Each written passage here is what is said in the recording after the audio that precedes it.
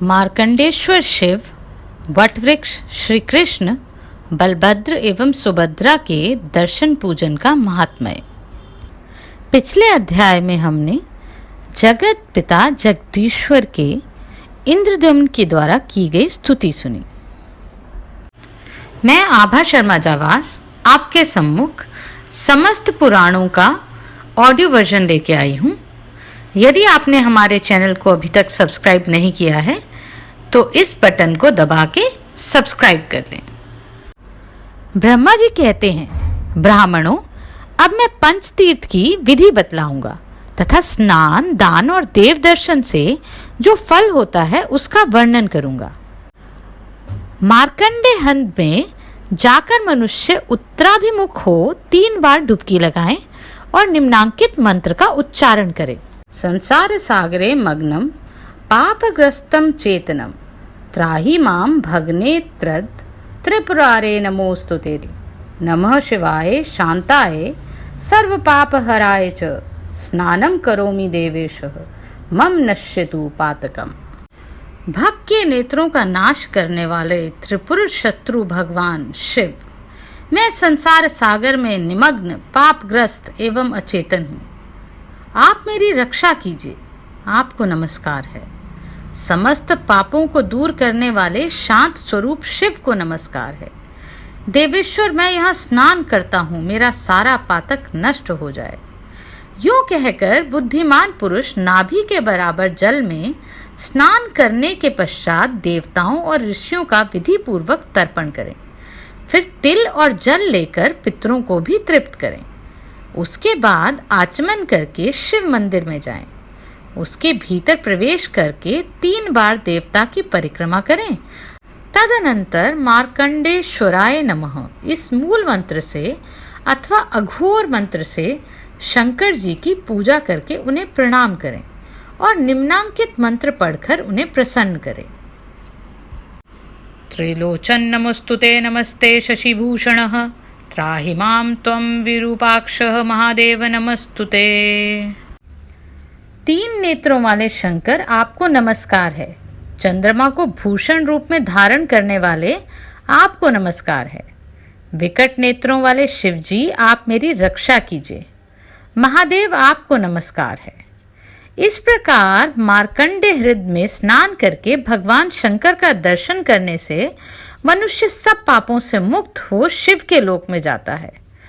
वहां से कल्पांत स्थायी वटवृक्ष के पास जाकर उसकी 3 परिक्रमा करें। फिर निम्नांकित मंत्र द्वारा बड़ी भक्ति के साथ उस वट की पूजा करें। ओम नमो अव्यक्त रूपाय महाप्रलय कारिणे महद्रसोपविष्ठाय नैग्रोधाय नमस्तुते। अमृतसत्वं सदा कल्पे हरेश्चायतनं वटः नैग्रोध हर में पापम कल्पवृक्ष नमस्तुते। अव्यक्त स्वरूप महाप्रलयकारी एवं महान रस से युक्त आप वट वृक्ष को नमस्कार है। हे वट, आप प्रत्येक कल्प में अमर हैं। आप पर भगवान श्रीहरि का निवास है। नए गोध्र, मेरे पाप हर लीजिए। कल्प वृक्ष, आपको नमस्कार है। इसके बाद भक्ति पूर्वक परिक्रमा करके उस कल्पांत स्थायी वट को नमस्कार करें। ऐसे करने वाला मनुष्य केंचुल से छूटे हुए सर्प की भांति सहसा पापों से मुक्त हो जाता है। इस वृक्ष की छाया में पहुंच जाने पर मनुष्य ब्रह्म हत्या से भी मुक्त हो जाता है। फिर अन्य पापों की बात ही क्या है। भगवान श्री कृष्ण के अंग से प्रकट हुए ब्रह्म तेजोमय वटवृक्ष रूपी विष्णु को प्रणाम करके मानव राजसूय और अश्वमेध यज्ञ से अधिक फल पाता है और अपने कुल का उद्धार करके विष्णु लोक में जाता है। भगवान श्री कृष्ण के सामने खड़े हुए गरुड़ को जो नमस्कार करता है वह उन पापों से भी मुक्त हो जाता है जो श्री विष्णु के वैकुंठ धाम में जाने से उन्हें रोकते हैं। वटवृक्ष और गरुड़ का दर्शन करके उसके पश्चात जो पुरुषोत्तम श्री कृष्ण, बलभद्र और सुभद्रा देवी का दर्शन करता है वह परम गति को प्राप्त होता है। जगन्नाथ श्री कृष्ण के मंदिर में प्रवेश करके 3 बार प्रदक्षिणा दें।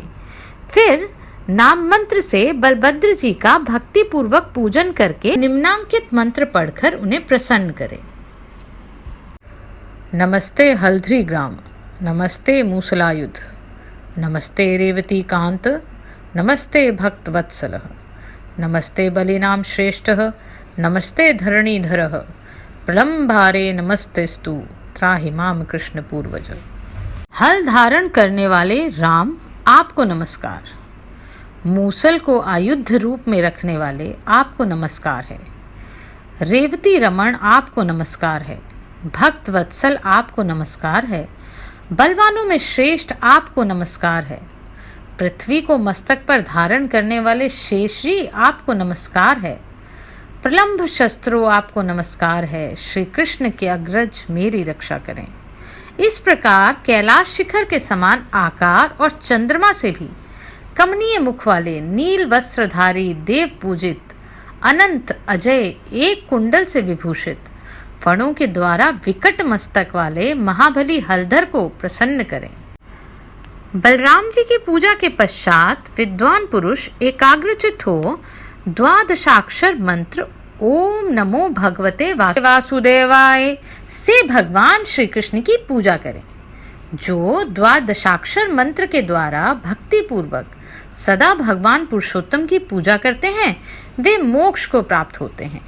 देवता, योगी तथा सोमपान करने वाले याज्ञिक भी जिस गति को नहीं पाते उसी को द्वादशाक्षर मंत्र का जप करने वाले पुरुष प्राप्त कर लेते हैं। अतः इसी मंत्र से भक्ति पूर्वक गंध, पुष्प आदि सामग्रियों द्वारा जगतगुरु श्री कृष्ण की पूजा करें, उन्हें प्रणाम करें, फिर इस प्रकार प्रार्थना करें। जगन्नाथ श्री कृष्ण आपकी जय हो। सब पापों का नाश करने वाले प्रभु आपकी जय हो। चाणूर और केशी के नाशक आपकी जय हो। कंस नाशन आपकी जय हो। कमल लोचन आपकी जय हो। चक्र गदाधर आपकी जय हो। नील मेघ के समान श्याम वर्ण आपकी जय हो। सबको सुख देने वाले परमेश्वर आपकी जय हो। जगत पूज्य देव आपकी जय हो। संसार संहारक आपकी जय हो। लोकपते नाथ आपकी जय हो। मनोवांछित फल देने वाले देवता आपकी जय हो। यह भयंकर संसार सागर सर्वथा निस्सार है। इसमें दुखमय फेन भरा हुआ है।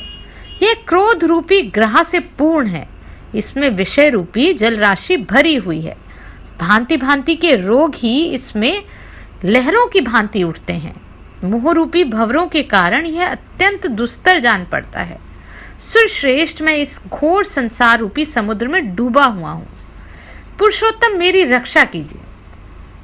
इस प्रकार प्रार्थना करके जो देवेश्वर वरदायक भक्त वत्सल्य सर्व पापहारी समस्त अभिलाषी फलों के दाता, मोटे कंधे और 2 भुजाओं वाले श्याम वर्ण, कमल पत्र के समान विशाल नेत्रों वाले, चौड़ी छाती, विशाल भुजा और पीत वस्त्र तथा सुंदर मुख वाले, शंख चक्र गदाधर मुकुटादंग भूषित, समस्त शुभ लक्षणों से युक्त और वनमाल विभूषित भगवान श्री कृष्ण का दर्शन और उन्हें प्रणाम करता है, वे हजारों अश्वमेघ यज्ञों का और सब तीर्थों में स्नान और दान करने वालों का फल पाता है।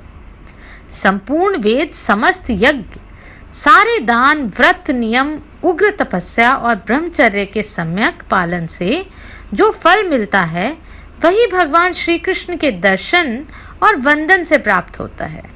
शास्त्रोक्त आचार का पालन करने वाले गृहस्थ को वनवास के नियमों का पालन करने से, वानप्रस्थ को और शास्त्रोक्त रीति से संन्यास धर्म का पालन करने पर सन्यासी को जो फल प्राप्त होता है वही श्री कृष्ण का दर्शन और उन्हें प्रणाम करने वाले मनुष्य प्राप्त कर लेते हैं। भगवान दर्शन के महात्म्य के संबंध में अधिक कहने की क्या आवश्यकता है। भगवान श्री कृष्ण का भक्ति पूर्वक दर्शन करके मनुष्य दुर्लभ मोक्ष तक प्राप्त कर लेता है। तत्पश्चात भक्तों पर स्नेह रखने वाली सुभद्रा देवी का भी नाम मंत्र से पूजन करके उन्हें प्रणाम करें और हाथ जोड़कर निम्नांकित रूप से प्रार्थना करें। नमस्ते सर्वगे देवी, नमस्ते शुभ सौख्य दे, त्राहि मां पद्मपत्राक्षी कात्यायनी नमोस्तुते। अर्थात देवी तुम सर्वत्र व्यापक रहने वाली और शुभ सौख्य प्रदान करने वाली हो। तुम्हें बारंबार नमस्कार है। पद्म पत्र के समान विशाल नेत्र वाली कात्यायनी मेरी रक्षा करें। तुम्हें नमस्कार है। इस प्रकार संपूर्ण जगत को धारण करने वाली लोकहितकारिणी, वरदायिनी एवं कल्याणमयी बलभद्र भागिनी सुभद्रा देवी को प्रसन्न करके मनुष्य इच्छानुसार गति से चलने वाले विमान के द्वारा श्री विष्णु के बैकुंठ धाम में जाता है।